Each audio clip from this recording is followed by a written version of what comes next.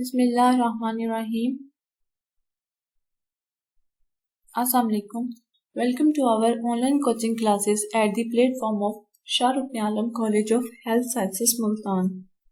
I am Mariya Naseem और मैं आपको anatomy and physiology पढ़ाऊंगी। हम लोगों ने क्लास में जहाँ से ब्रेक ली थी वहीं से हम कंटिन्यू करेंगे। हम लोग क्लास में चैप्टर 2 फिजियोलॉजी का पढ़ रहे थे, सेल। इसमें हम लोगों ने देखा था कि सेल की डेफिनेशन और कितनी टाइप के होते हैं, कैटेगरीज मींस इसकी शेप, साइज को डिस्कस किया था और फर्दर इसके कंपोनेंट्स को हम डिस्कस कर रहे थे। वैसे तो सेल मैंने आप लोगों को बताया था, एक सेल बहुत सारे कंपोनेंट्स पे कंसिस्ट करता है, बहुत सारे ऑर्गेनेल्स पे कंसिस्ट करता है, लेकिन हर सेल के 3 बेसिक कंपोनेंट्स होते हैं या मेन कंपोनेंट्स जिसको हम बोल सकते हैं 3 होते हैं, सेल मेम्ब्रेन, साइटोप्लाज्म और न्यूक्लियस। सेल मेम्ब्रेन और साइटोप्लाज्म के बारे में हम क्लास में डिस्कस कर चुके थे। आज का जो टॉपिक है वो हमारा न्यूक्लियस है, लेकिन थोड़ा सा मैं आपको बता देती हूँ कि सेल मेम्ब्रेन क्या होती है। बेसिकली सेल की जो आउटर कवरिंग होती है या बाहर वाली लेयर होती है उसको हम सेल मेम्ब्रेन कहते हैं, जिसका बुनियादी पर्पस क्या होता है या मेन फंक्शन क्या होता है। सेमी परमिएबल होती है, यानी कि कुछ कंपोनेंट्स की अंदर जाने देती है सेल में और कुछ में नहीं, ट्रांसपोर्ट के तौर पे काम करती है। नेक्स्ट जो है इसकी साइटोप्लाज्म में फ्लूइड लाइक मटेरियल होता है जिसमें कि ऑर्गेनेल्स जो होते हैं वो फ्लोट कर रहे होते हैं, यानी कि तैर रहे होते हैं। इन दो को हम क्लास में डिटेल में डिस्कस कर चुके हैं। आज का जो हमारा टॉपिक है वो है न्यूक्लियस। बेसिकली मैंने आप लोगों को थोड़ा सा कंसेप्ट दिया था कि न्यूक्लियस होता क्या है। जैसे कि हम ह्यूमन है, हमारी जितनी भी हम एक्टिविटीज परफॉर्म करते हैं, हमारी तमाम एक्टिविटीज को हमारा ब्रेन कंट्रोल करता है, जितनी भी है। इसी तरह से सेल जो है डिफरेंट एक्टिविटीज परफॉर्म कर रहा है तो उनको कंट्रोल न्यूक्लियस करता है। So we can said cell का जो सेंटर होता है या brain of the cell nucleus को कहते हैं। बहुत इंपॉर्टेंट है, एमसीक्यूज में अक्सर पूछ लिया जाता है कि सेल की जितनी भी एक्टिविटीज हैं उनको कौन कंट्रोल कर रहा होता है, न्यूक्लियस कंट्रोल करता है। और we can say brain of the cell is nucleus. Simple अगर हम इसकी डेफिनेशन देखें तो हम कह सकते हैं nucleus is a double membrane bound body that controls all the cellular activities of the cell. यानी कि न्यूक्लियस एक डबल मेम्ब्रेन बॉडी होती है जो कि सेल की तमाम एक्टिविटीज को कंट्रोल कर रही होती है। हम लोगों ने पढ़ा था सेल की एक बाहर मेम्ब्रेन होती है जिसको सेल मेम्ब्रेन कहते हैं, ये वो नहीं है। सेल के अंदर बाहर जो होती है वो सेल मेम्ब्रेन होती है, अंदर जो होती है साइटोप्लाज्म और न्यूक्लियस मौजूद थे। साइटोप्लाज्म तो फ्लूइड लाइक होता है, पीछे रह गया हमारे पास न्यूक्लियस। तो न्यूक्लियस की एक अपनी भी मेम्ब्रेन होती है जो कि डबल लेयर होती है, इसको इसलिए हमने डबल मेम्ब्रेन बोला है। यानी कि न्यूक्लियस जो होता है वो डबल मेम्ब्रेन बाउंड बॉडी है जो कि सेल की तमाम एक्टिविटीज को कंट्रोल करता है। Nucleus is the control center of the cell because it controls all the activities of the cell. It is discovered by Robert Brown in 1831. इसको Robert brown ने 1831 में डिस्कवर किया था। एमसीक्यूज के लिहाज से ये बहुत इंपॉर्टेंट है। नेक्स्ट हम डिस्कस करेंगे size and the shape of the nucleus. Mostly जो न्यूक्लियस की शेप होती है वो स्फेरिकल होती है, ऑब्लोंग होती है। स्फेरिकल शेप आप अगर सिंपल कंसिडर कर लें जैसे हमारे अर्थ की होती है, अगर आप प्लेनेट में उसकी देखते हैं उसकी, तो जैसे हमारी अर्थ शेप होती है उसको हम स्फेरिकल शेप बोलते हैं, और ऑब्लोंग कहते हैं बेसवी या अंडे की तरह की शेप होती है। जो न्यूक्लियस है इसकी शेप ऐसे ही होती है। मोस्टली जो सेल्स होते हैं उनमें एक न्यूक्लियस प्रेजेंट होता है और अक्सर जो होते हैं उनमें कोई न्यूक्लियस नहीं होता, जैसे कि मैच्योर सेल्स हो जाते हैं तो उनमें न्यूक्लियस नहीं होता। लेकिन कुछ सेल्स ऐसे भी होते हैं जिनमें एक से ज्यादा न्यूक्लियस मौजूद होते हैं, ठीक है। तो we can say usually cells have one nucleus but many times there are multinucleated cells. Multi का मतलब होता है बहुत सारे, यानी कि एक सेल में बहुत सारे न्यूक्लियस हो सकते हैं। जैसे कि हमारी हड्डियां बनाने वाले जो सेल होते हैं जिनको हम ऑस्टियोब्लास्ट कहते हैं, उनके अंदर बहुत सारे न्यूक्लियस मौजूद होते हैं। डायमीटर की अगर हम बात करें तो 4 to 10 नैनोमीटर इन डायमीटर होता है। डायमीटर का मतलब क्या होता है, यानी कि फॉर एग्जांपल हमने बोला है ना कि स्फेरिकल शेप है, यानी कि इसके अंदर का जितना भी राउंड पार्ट है वो इसका डायमीटर कहलाता है। तो 4 to 10 होता है इसका डायमीटर, नैनोमीटर में होता है। नेक्स्ट अगर हम इसकी स्ट्रक्चर देखें तो हम कह सकते हैं बेसिकली इसके जो 4 मेन कंपोनेंट्स होते हैं, nucleus membrane, nucleoplasm, chromatin and nucleolus. को हम पहले इनकी डायग्राम देख लेते हैं ताकि इजीली समझ आ जाए। ये एक ब्रीफ डायग्राम है न्यूक्लियस की। क्लास में भी मैंने ड्रॉ की थी जब साइटोप्लाज्म की और हमने सेल की बनाई थी। उस टाइम हमने इतनी डिटेल में नहीं की थी, लेकिन अब हमने न्यूक्लियस को डिटेल में देखना है। तो ये जो है न्यूक्लियस की एक डायग्राम है। सबसे पहले ये वाले पार्ट्स जो होते हैं, ठीक है, जो आपको ये न्यूक्लियस की मेम्ब्रेन होती है जिसको हम न्यूक्लियर मेम्ब्रेन बोलते हैं। फर्स्ट पार्ट होता है, बीच में इसके पोर्स होते हैं, दो थोड़े थोड़े ब्रेक्स होते हैं, इनको हम बोलते हैं। इसी तरीके से आउटर और इनर डबल बाउंड होती है, एक बाहर की तरफ होगी और अंदर की तरफ होगी। इसका बेसिक पर्पस क्या होता है मेम्ब्रेन का, यानी कि जो न्यूक्लियस हमारा साइटोप्लाज्म में ही मौजूद होता है, ठीक है। तो न्यूक्लियस को साइटोप्लाज्म से सेपरेट करती है न्यूक्लियर मेम्ब्रेन, और इनके दरमियान में जो ये गैप है इनको हम बोलते हैं, ये वाले तमाम गैप, एक न्यूक्लियस के अंदर बहुत सारे न्यूक्लियर पोर होते हैं, इसको हम पोर बोलते हैं। ये जो इन दोनों के दरमियान में गैप है, स्पेस है, उसको हम न्यूक्लियर पोर बोलते हैं। बेसिकली इसका पर्पस क्या होता है, मटेरियल्स की ट्रांसपोर्ट के लिए ये मौजूद होते हैं। यहाँ से प्रोटीन्स वगैरह और दूसरे मटेरियल जो है वो साइटोप्लाज्म से न्यूक्लियस में आ सकते हैं और न्यूक्लियस से साइटोप्लाज्म में जा सकते हैं। इसके अलावा जो उसका बेसिक कंपोनेंट होता है, ये तो होगी न्यूक्लियर मेम्ब्रेन इसकी। नेक्स्ट जो इसका कंपोनेंट है वो है, जो बेसिक कंपोनेंट है, न्यूक्लियोप्लाज्म। जैसे हम लोगों ने पढ़ा था साइटोप्लाज्म, सेम ऐसे न्यूक्लियोप्लाज्म होता है।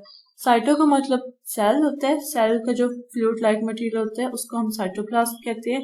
लेकिन जो न्यूक्लियस के अंदर फ्लूइड लाइक मटेरियल होता है उसको हम न्यूक्लियोप्लाज्म कहते हैं, जिसके अंदर प्रोटीन्स मौजूद होते हैं और एंजाइम्स मौजूद होते हैं, ठीक है। और इसके अलावा हमारा हेरिडिटरी मटेरियल यानी कि जिनियाती मादा जिसे हम बोलते हैं न्यूक्लियस में मौजूद होता है न्यूक्लियोप्लाज्म में। इसके अलावा जो इम्पोर्टेंट चीज है वो ये है कि हम जो सेल मेम्ब्रेन, इसकी न्यूक्लियर मेम्ब्रेन है, उसको हम न्यूक्लियर इन्वेलप भी कहते हैं। न्यूक्लियर इन्वेलप या न्यूक्लियर मेम्ब्रेन, ये दोनों बोलते हैं। इनके दरमियान में जो पोर्स होते हैं, स्पेस होती है, इनको हम न्यूक्लियर पोर बोलते हैं। और जितना भी इसके अंदर साइटोप्लाज्म की तरह का फ्लूइड लाइक मटेरियल होता है उनको हम न्यूक्लियोप्लाज्म बोल देते हैं। नेक्स्ट जो हमारे दो कंपोनेंट्स रह गए हैं न्यूक्लियोप्लाज्म के अंदर, ये जो आपको थ्रेड लाइक यानी कि धागे नुमा साख्तें नजर आ रही हैं, इसको हम बोलते हैं क्रोमैटिन, ठीक है। बेसिकली क्रोमैटिन होता क्या है, जो हमारा क्रोमैटिन है, ये वाली जितनी भी स्ट्रक्चर्स है इसको हम क्रोमैटिन बोलते हैं। क्रोमैटिन हमारा जिनियाती मादा होता है, हेरिडिटरी मटेरियल जिसे हम बोलते हैं वो होता है। बेसिकली क्रोमैटिन जो होता है वो हमारा डीएनए और प्रोटीन पे कंसिस्ट करता है। इसको हम आगे डिटेल में देखेंगे कि क्या होता है। जब भी सेल की डिवीजन होनी होती है तो ये हमारा जो होता है हेरिडिटरी मटेरियल या जेनेटिक मटेरियल होता है, ये डिवाइड हो जाता है। इनके पेरेंट सेल से डॉटर सेल यही बनाता है क्रोमैटिन, क्रोमोसोम्स में कन्वर्ट हो जाता है और क्रोमोसोम जो है वो आगे जो है फिर वो डॉटर सेल्स को डेवलप करते हैं। इसके अलावा जो लास्ट में आपको दरमियान में ये स्पेस नजर आ रही है, होल सर्कल नजर आ रहा है, इसको हम न्यूक्लियोलस बोलते हैं। न्यूक्लियोलस यानी कि we can say small nucleus, just like a small nucleus. इसका बेसिक पर्पस क्या होता है, क्योंकि जो न्यूक्लियस है इसने तमाम एक्टिविटीज को कंट्रोल करना है और हमारा जो हेरिडिटरी मटेरियल है वो प्रोटीन से बना होता है। बेसिकली न्यूक्लियोलस को हम कह सकते हैं कि राइबोसोम की फैक्ट्री होती है और राइबोसोम का बेसिक फंक्शन क्या होता है, प्रोटीन की सिंथेसिस करना, ठीक है। ये इसका बेसिक फंक्शन होता है। नेक्स्ट है हमारे पास, अब इनको हम वन बाय वन देख लेते हैं। सबसे पहले है न्यूक्लियर मेम्ब्रेन, या जिसको हम न्यूक्लियर इन्वेलप भी कह सकते हैं। न्यूक्लियस का इन्वेलप का मतलब होता है जैसे लिफाफा, और मेम्ब्रेन का बताया हुआ लेयर। अब इसका काम क्या है, बेसिक बस आप लोगों ने यही याद रखना है कि न्यूक्लियर मेम्ब्रेन क्या होती है, डबल बॉन्ड मेम्ब्रेन है, यानी कि दो तहों पर मुश्तमिल है। एक सेल के एक न्यूक्लियस के बाहर की तरफ होगी जो साइटोप्लाज्म में मौजूद होगी, एक न्यूक्लियस के अंदर की तरफ होगी। इसको हम कहते हैं, इसका बेसिक पर्पस क्या होता है कि इसने साइटोप्लाज्म से सेल न्यूक्लियर मटेरियल को सेपरेट करना होता है। इसको हम देख लेते हैं। एमसीक्यूज के लिहाज से इम्पोर्टेंट है कि सेल मेम्ब्रेन सिंगल मेम्ब्रेन थी, लेकिन न्यूक्लियर मेम्ब्रेन डबल मेम्ब्रेन है, ठीक है। अ double membrane that encloses the entire organelle and isolates its content from cellular cytoplasm यानी कि डबल दो तह पर मुश्तमिल मेम्ब्रेन होती है, जो कि इनक्लोज का मतलब होता है बंद करना। द इंटायर ऑर्गेनेली, इंटायर का मतलब क्या होता है, सारे का सारा, मुकम्मल, जितने भी ऑर्गेनेली है यानी कि न्यूक्लियस है और उसके रिमेनिंग कंपोनेंट्स जो हैं उनको बंद करती है, कंट्रोल करती है। एंड आइसोलेट्स, आइसोलेट्स का मतलब होता है अलहदा करना। It's content from the cellular cytoplasm, इसके कंटेंट को जो सेल का साइटोप्लाज्म है उससे सेपरेट करती है। सेपरेशन के लिए होती है। डबल बाउंड है यानी कि दो तह हैं, एक अंदर की तरफ होती है, उसको हम इनर मेम्ब्रेन कहेंगे, जो कि न्यूक्लियस के अंदर की तरफ मौजूद होगी। जो बाहर की तरफ साइटोप्लाज्म की तरफ मौजूद होगी उसको हम आउटर मेम्ब्रेन कहते हैं। नेक्स्ट है हमारे पास, नेक्स्ट कंपोनेंट जो इम्पोर्टेंट है वो क्रोमैटिन है। क्रोमैटिन का बेसिक वर्ड का मतलब होता है कलर्ड बॉडीज। इसको हम कलर्ड बॉडी क्यों बोलते हैं, बिकॉज जब हम माइक्रोस्कोप के जरिए देखते हैं, डाई के जरिए, तो ये हमें कलर्ड नजर आती है, इसलिए हम इसको क्रोमैटिन कहते हैं। उलझा हुआ कॉम्प्लेक्स धागे की तरह का स्ट्रक्चर जो न्यूक्लियस में हमें दिखता है उसको हम क्रोमैटिन कहते हैं। बेसिकली क्या होता है, ये डीएनए और प्रोटीन्स जो होते हैं उनसे मिलके बना होता है। प्रोटीन्स जो इसमें प्रेजेंट होते हैं उनको हम हिस्टोन्स बोलते हैं। डीएनए हमारा हेरिडिटी मटेरियल है, या जिसे हम जेनेटिक मटेरियल कहते हैं, जीनियाती मादा जिसे हम कहते हैं। DNA stand for deoxyribo nucleic acid. इसमें क्या होता है, बेसिकली हम न्यूक्लियस जो होता है इस तरीके से पड़ा हुआ होता है सेल में कि ये प्रोटीन सिंथेसिस कर रहा होता है। जब सेल डेवलप होना होता है या आगे फर्दर डेवलपमेंट होनी होती है तो ये धागे की नुमा का उलझा हुआ स्ट्रक्चर इस तरह से ये एक्स शेप जो होता है स्ट्रक्चर बना देता है, जिसको हम बोलते हैं इस तरह का, ठीक है, इसको हम बोलते हैं क्रोमोसोम्स। ये बेसिकली क्रोमोसोम होता है। जब भी न्यू सेल बनना होता है पेरेंट से, ठीक है, नई डेवलपमेंट होनी होती है, तो क्या होता है, ये क्रोमैटिन इस तरह से जो धागे नुमा स्ट्रक्चर था वो इस तरह से अपने आप को अरेंज करके एक्स शेप बना देता है, जिसको हम क्रोमोसोम कहते हैं। इस तरह से ये क्रोमोसोम्स के मुख्तलिफ पेयर्स मिलके फिर एक नया ऑर्गेनिजम्स डेवलप करते हैं। फॉर एग्जाम्पल, और हर ऑर्गेनिज्म में नंबर ऑफ क्रोमोसोम्स की तादाद जो होती है वो कांस्टेंट होती है। फॉर एग्जाम्पल ह्यूमन है, ठीक है, हम में 23 पेयर्स होते हैं, या जिसको हम कहते हैं 46 क्रोमोसोम्स होते हैं, ठीक है। जो लास्ट वाला पेयर होता है उसमें डिफरेंस होता है, जिसकी वजह से जो है वो मेल एंड फीमेल जो होती है वो उसकी सेपरेशन होती है, बाकी सारे के सारे सेम होते हैं। इसी तरीके से जो अनियन है, इवन के प्याज है, उसके जो नंबर ऑफ क्रोमोसोम्स हैं वो फिक्स्ड है। एनिमल्स के जो है वो फिक्स्ड है, हर एनिमल का डिफरेंट है।